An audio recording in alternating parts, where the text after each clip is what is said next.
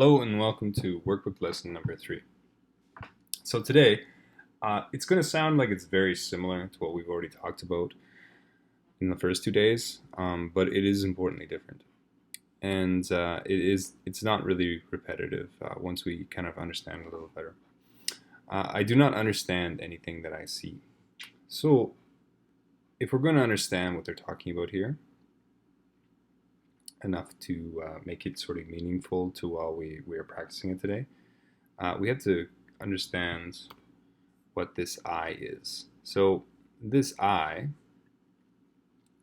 is one of these little people.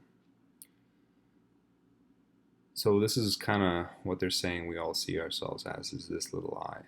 And keep in mind, as we were talking about before, all of this light is connected, and this light is the reality. And the thing that happens from here, this situation, is it's going to see this film which isn't reality. It is a belief that is not true. So these people watching that sort of movie as it's happening, I mean, it's not a movie, it's as we perceive reality. Once they're watching that, they don't understand what they're seeing because they don't identify back here. They identify as an ego. So as an ego, they see what happens and they see maybe threatening images. As we said before, this is often a scary place. They'll do what is in their self-interest, but often what is in their self-interest is not in the interest of all these other people that are here. And you can see how this goes against the nature of oneness in this light, because they're acting against what is their reality if the only thing true in this situation is the light. And this is not true, and these bodies are just the Course often refers to bodies as tools. They can be used for good or kind of bad, but they're just tools. They're kind of a neutral thing. So this person doesn't understand what they see on the screen because of all those things that we just mentioned. So that's a very basic understanding. We might go back to this picture here eventually. But for now, let's move on to the next slide here. Okay, so let's get into this a little bit more. So we talked about the body as being a sort of indifferent thing. We see what would be considered the body here as being controlled by the brain. In the future, I'm going to be using images like this a little bit, so it's better to understand how I'll be organizing the information that I'm going to be giving. So first, let's discuss this quote. So the brain is the most important organ in the body, according to the brain. And I did my best to find out who the source was for that, but I couldn't find it. But it's true. And if we think about what is exclusively the brain, I would say that it's a portion of this, but not all of it. So the one I think is the most beneficial and will be the most beneficial for us to understand what we're going to be talking about is the triune brain, they call it. But the first level of it is the reptilian brain. So keep in mind my diagram here is not exact. This isn't exactly what they've termed just the reptilian. We're just kind of doing this as sort of a very basic overlay. So the reptilian brain really represents the autonomic system. So everything that's automatic in your body, you don't have to think about or really control too much at all. That's this reptilian brain. Things that are automatically happening, such as your heartbeat or the way you're regulating the temperature in your body, all that kind of stuff is being controlled through this.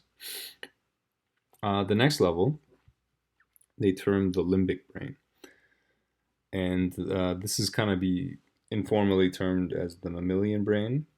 The mammal brain is thought of as the social kind of empathetic feeling, the one that is encouraging connection amongst the way the mammals do, the way mammals typically nurse their young and live in groups often. I mean, not that that doesn't happen with the reptilian sort of mindset, but the limbic brain is the one that is partly that as well. It's partly the mammal tendencies. The rest of it is what maybe is the most interesting for what we're going to be talking about. So the eye that we talked about is kind of this cortical area of the brain. So this is the one they kind of termed the human brain. And in many ways, it's very remarkable. In other ways, it's not so remarkable. So it works far slower than the other two levels and kind of does less at once, but is able to do a lot with one thing. So its ability is kind of, let's draw like this. We have this cone. It can focus on one thing. So that is kind of the uniquely human ability that we have, is to kind of focus on one thing and to do something. A lot of people say this is because in our past that we were doing things like making tools and we needed this ability, or many people think this is related to our speech ability and the ability to use language. But the eye that we're going to be talking about is basically this self-concept that is derived from this. There's a lot more into this, and I'd like to explain more right now, but this is just a very introductory showing. So what's important to understand from what this we're talking about right now is that the eye that we talk about is really only this. Both of these ones have very close connections with the rest of the body, but these are kind of on their own and represent what we consider the eye. This is the conscious thought. So if we look at the next picture we have here, so this is how many people have tried to understand the sort of relationship between the conscious and the unconscious. So the conscious part that we were talking about is we refer to as the ego, is significantly smaller in this picture. This is the iceberg. Significantly smaller than would be the subconscious. So the subconscious here below is quite a bit larger than the ego part, because and I can't remember the exact numbers to represent this, but I know that the ego is significantly slower as far as the amount of bits per second it can process, whereas the subconscious is remarkable of how fast it is and what it can do. So this is basically the Freudian example of how the psyche works. We're going to add one, and this is kind of what Jung did. Jung added sort of the water around it as well. And this is a personal subconscious. So this is personal. And this is a collective. So collective consciousness. Subconscious, I should say. So a selective or collective subconscious. So this is another way to think about it. This is kind of just another way to demonstrate it, but maybe this works better for you. Another way to think of it, if we think of this as being, this part of it being like sort of the limbic brain and the reptilian brain, is to look at a man riding an elephant. So we can think of this situation as the man riding the elephant is like the ego. Not terrifically powerful, but can do something in his own interest with this incredibly powerful part below him.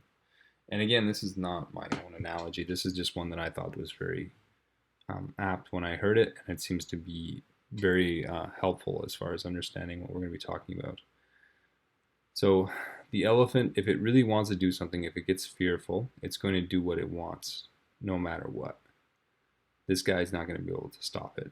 I mean, there's really no way that he would be able to, once it starts running or once it starts freaking out or it wants to get rid of him off his back, there's probably no way he's going to stop it. So it's good to think of it as this elephant as being significantly more powerful, and that the ego is kind of not ruling by power, but ruling by mutual benefit as far as ego goals are concerned. So again, no distinctions here. These are non-exercises of judgment, just to clear your mind of past associations. So perfectly open mind, unhampered by judgment in selecting the things in the idea which for the day is going to be applied. So if we take our first example of looking in the room, you'd say first these two, this one as kind of the overarching idea, then shortly after this one, and then you just look around the room for a minute or so, um, kind of letting this idea sink in. Uh, Again, these are they're very simple exercises and you only have to do them twice a day, but you're going to have a lot of conflicts arising as you do it. So just know that those will be coming, and that's perfectly normal. But as we say, just don't judge them and just kind of do very light work as the course has you doing very early in the course. So another thing that they said is try to make it a separate room than you've been doing so far, just to apply it to uh, somewhere different and to kind of show your mind that it's true about everywhere. And keep in mind, that's maybe a good way to put this is we're training your mind.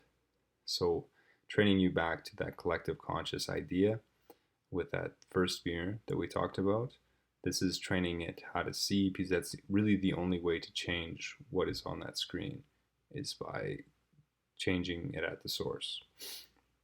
So again, 1 or 2 times a day, everything's equally suitable. Go to a different room in your house or go to a different place that you want to do this in the park or whatever else, and just try to apply it the same way as you did the other day.